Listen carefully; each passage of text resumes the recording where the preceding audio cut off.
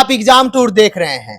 शिक्षक भर्ती पर अभी टीआरई 3 का फाइनल रिजल्ट आना बाकी है और टीआरई 1 टीआरई 2 में ऐसा ऐसा खुलासा मिलेगा कि आपका पैरों तले जमीन खिसक जाएगा। देखिए झांसर के पास कई सारे विद्यार्थी आए, कई सारे लोग बता रहे हैं, ये एक अलग प्रकार का धांधली है। इस धांधली को आप जरूर देखिएगा और झांसर एक विद्यार्थी के लिए यानी टीआरई 3 में कोई दिक्कत ना हो, इसको लेकर एसीएस महोदय से क्या कुछ गुहार लगा रहे हैं, क्या कुछ आप लोग की तरफ डिमांड कर रहे हैं, इन सारी चीज को लेकर जानेंगे और कितना सीट ऐड हो सकता है। सर आपका स्वागत है एग्जाम टूर। बहुत बहुत धन्यवाद। सर क्या क्या बहुत सारे विद्यार्थी तो ये आरोप लगाए कि कोई यहाँ का डोमिसाइल बनवा लिया, कोई कुछ कर दिया, कोई कुछ, ये आज का मैटर क्या है आपके सामने?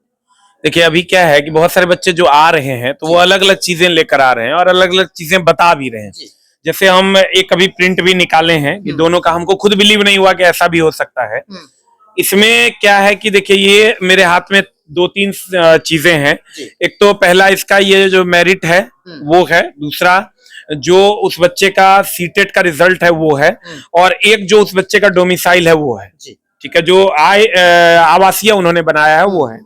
इस बच्चे का जो सर्टिफिकेट है, जो सीटेट किया है उसने, उसमें जो कैंडिडेट का एड्रेस है वो जौनपुर का है, जौनपुर डिस्ट्रिक्ट उत्तर प्रदेश का है। उसका जो आवासीय बना हुआ है वो आवासीय आपका है डाकघर यहाँ प्रचंड अनुमान बबुआ कैमूर का जिला बिहार का बना हुआ है। आप समझिए कि एक ही बच्चे का ये उसका रैंक है जिससे उसको नौकरी मिली है, ये उसका आय प्रमाण पत्र है जो उसने बिहार से बनवाया है, ये उसका सीटेट का सर्टिफिकेट है, मार्कशीट जिस पर जो एड्रेस है वो यूपी का है। तो आपको ऐसा एक नहीं, ऐसा बहुत सारा केस हो सकता है।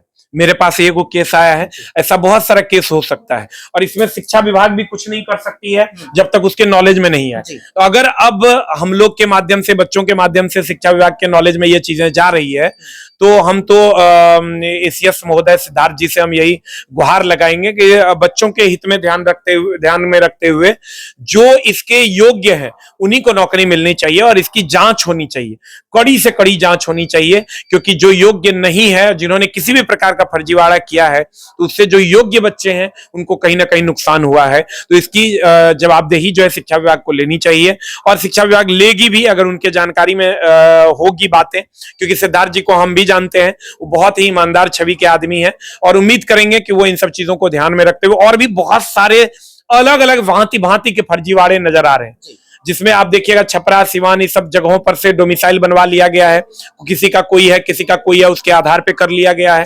तो इसको चेक करने की जरूरत है, इसको देखने की जरूरत है, क्योंकि वो लोग यूआर में ही फाइट कर सकते थे जो आउटसाइड स्टेट वाले SC/ST भी बनवा लिए, EWS। हाँ वही उसी पर हम आ रहे थे, क्योंकि वो लोग सिर्फ यूआर में फाइट कर सकते थे और अब वो लोग ओबीसी बनवा लिए हैं, SC/ST बनवा लिए हैं, तो वहां पर दिक्कतें हैं, उसको जांच करने की आवश्यकता है। और इतना बड़ा सिस्टम है, थोड़ा समय लगेगा लेकिन जांचने की आवश्यकता है और उन सब लोगों को जिन्होंने गलत किया उनको बाहर का रास्ता दिखाने की जरूरत है। क्या उम्मीद है सर? सीट को लेकर आए दिन चर्चा चल रहा है कि केवल 9th-10th बढ़ेगा, कभी कोई बोल रहा है और बढ़ेगा। क्या कितना जो डाटा एक है जिस तरीका से आ रहा है, क्या उम्मीद है कि सबका बढ़ेगा या केवल 6 to 8 का बढ़ेगा या 9th-10th का बढ़ेगा या किसी का नहीं बढ़ेगा? क्या आपसे बातचीत हुई?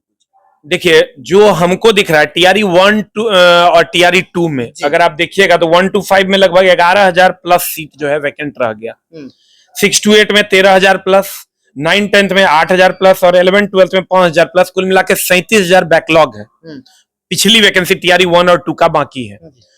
तो दो बातें यहां से हो सकती है, या तो इसको सरकार चूंकि टीआरई 1-2 में बहुत सारा उल्टा पुल्टा हो गया है, तो हो सकता है टीआरई 3 में इसको जोड़ के दे दे, या इट में भी पॉसिबल है कि अंतिम वैकेंसी टीआरई 4 होगा सरकार का, तो उसमें जोड़ करके दे। ये 35,000 सीट दोनों जगह आ सकता है। बहुत सारे लोग कहते हैं नहीं सर 9-10 में बढ़ के आएगा, बाकी में नहीं आएगा, 11-12 में बढ़ के आएगा, बाकी में वो बैकलॉग वैकेंसी ऐड होगा, बाकी में नहीं होगा। तो ऐसा नहीं है, अगर होगा तो सब होगा और नहीं होगा तो कोई नहीं होगा। तब फिर टीआरई 4 का आप इंतजार कीजिए, ये बैकलॉग वहां से भरा जाएगा, क्योंकि 5 सितंबर के दिन शिक्षा मंत्री ने भी ये कहा है कि हम लगभग 1.5 लाख प्लस वैकेंसी टीआरई 4 में देने वाले। तो कहीं ना कहीं ये 37,000 भी उसमें ऐड होता हुआ दिखेगा। और भी बहुत सारे तरीके का शिक्षा विभाग इस पर बहुत सजग है, बीपीएससी इस पर बहुत सजग है, तो बहुत सारे फर्जीवाड़े को भी निकाला जा रहा है, वो फर्जीवाड़ा भी आपको टीआरई 4 में ऐड होकर दिखाई देगा। सर एक समस्या आपके पास अभी कई सारे विद्यार्थी आए थे, वो ये आवाज लेकर आए थे कि थोड़ा सा सर आप आवाज उठाइएगा तो ज्यादा ध्यान दिया जाता है कि जो विद्यार्थी फर्जी हैं या जो विद्यार्थी 1 to 5 में है उनको अपना जिला नहीं मिला, क्या क्या समस्या था? वो लोग भी कई सारे 10,000 15,000 लोग ऐसे आवेदन किए, उनको क्या देंगे? देखिए अब यहाँ क्या मामला हो रहा है, जी। जैसे मान लीजिए किसी को अपना जिला नहीं मिला, मान लीजिए कोई पटना जिला का है और उसको मधेपुरा दे दिया गया, सुपौल दे दिया गया और वहां जॉब करने में वो कंफर्टेबल नहीं है, उसको लग रहा है कि नहीं यार, चाहे वो फीमेल है या मेल है और उसको लग रहा है कि नहीं यार ये दूर हो गया, थोड़ा घर के पास होता तो ठीक था, तो वैकेंसी तो आ ही रही है 1 to 5 में, फिर से वो अप्लाई कर दे रहे हैं।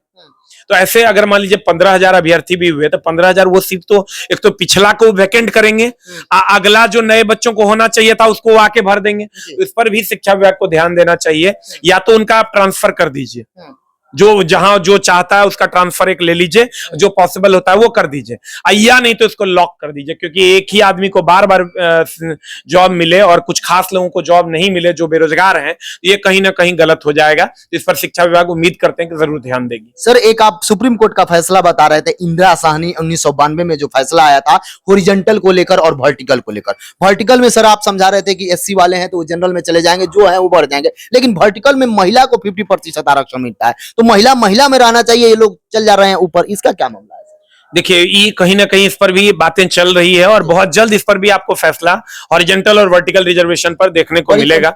हाँ बहुत ज्यादा कंफ्यूजन है कि क्या महिला महिला में ही रहेगी या महिला यूआर में भी चली जाएगी, तो ये वाला जो मामला है इस पर बातें चल रही है और बहुत जल्द चीजें सामने आ जाएंगी। अभी तक 100% क्लियरिफिकेशन नहीं है, लेकिन अगर होगा तो स्टूडेंट के हित में ध्यान में रखते हुए ही ये होगा। और अधिकतर जो आप देखिएगा सेंट्रल का जितना भी वैकेंसी है उसमें अभी क्या कर दिया गया है कि अगर आप ओबीसी में क्वालिफाई हैं और यूआर के कट ऑफ को आप पार नहीं कर पा रहे हैं और आप रिजर्वेशन का लाभ ले रहे हैं, तो आप ओबीसी में रहिएगा, आप यूआर में नहीं जाइएगा। अगर आप एज रिलैक्सेशन का भी लाभ ले रहे हैं ओबीसी में, तो आप यूआर में नहीं जा सकते। एससी एसटी में अगर आप एज रिलैक्सेशन का लाभ ले रहे हैं तो आप यूआर में नहीं जा सकते।